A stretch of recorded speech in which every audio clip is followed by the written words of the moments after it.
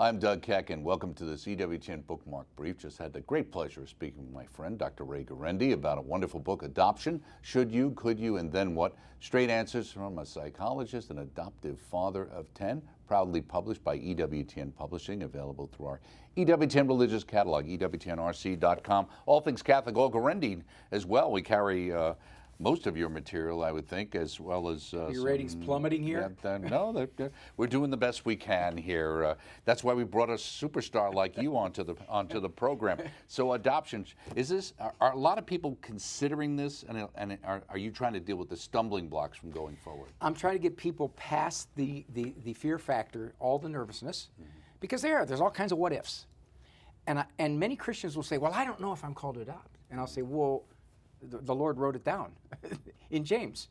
Take care of the widows and the orphans in their distress." So he wrote it down. Well, I don't know if I'm capable. Well, you won't find out if you're capable until you get there. Right. Yeah, but that's a heck of a chance to take with a human life, isn't it? Yeah, well, where's that human life going to be without you? Do you think a lot of times, I'm wondering today, we kind of read these stories with children's rights and people suing their parents and stuff. Is that also something that adds to the fear factor of, I'm going to adopt some child, then he's going to decide later that he accuses me of being a bad parent or something? No, the biggest fear factor is, will I love this child?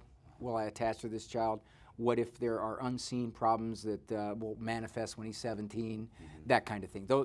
They're more psychological, emotional. So is society more open to adoption today or less open? I think they're less. I do think they're less. And you see that among the young ones. It's viewed as, I just couldn't do that to my baby, kind of thing. So the irony there, of course, is that 25% of the time the baby is killed, as opposed to, gee, I never could give him a mom and a dad that I don't know. Right. Well, doesn't that run counterintuitively, this idea that, you know, you're putting a child in a situation which statistically gives them less likely to be successful. Yes, absolutely. Okay, and in kind of in a single mother type situation than putting a child into an intact home.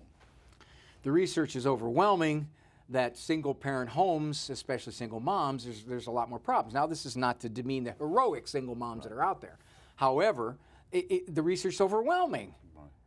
This is ideology that trumps it. Why do you think that's the case, that when one tries to point out that from a scientific statistical place, these are the facts, it's not designed to make you feel bad, but it's designed to make you aware of what the reality is? Because my emotions and my identity and my self-protectiveness are all linked. So don't be telling me something that's going to make me doubt me. And is that why most people don't? Because they doubt themselves as whether, like you said, whether they're going to be a good parent, am I the right person? Or do I have the right motivation, as you talk about in this book? And spousal disagreements. Right. Okay. One spouse does, more often the mom, the other spouse doesn't. So what do you do in a situation like that? I talk about that in the book, but what do you do? What about financial considerations? Is that also something that comes into the equation? Doug, people say the average adoption is 35 grand. Well, yes and no. If you adopt through a public agency, it's zero.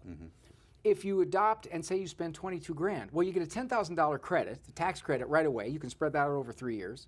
You also get the yearly tax credit, and you get the deduction. So when all is said and done, you do offset a lot of it. Right. I always knew you wore a green shade at night. Very good. Dr. Ray Guarendi, of course, his book, Adoption, Should You, Could You, and Then What? Interesting. Straight answers from a psychologist and an adoptive father of 10. Published by us at EWTN Publishing, available through our catalog. Look for the entire interview on demand and coming soon on the network. And this has been a Bookmark Brief. Thanks for stopping by. We'll see you next time.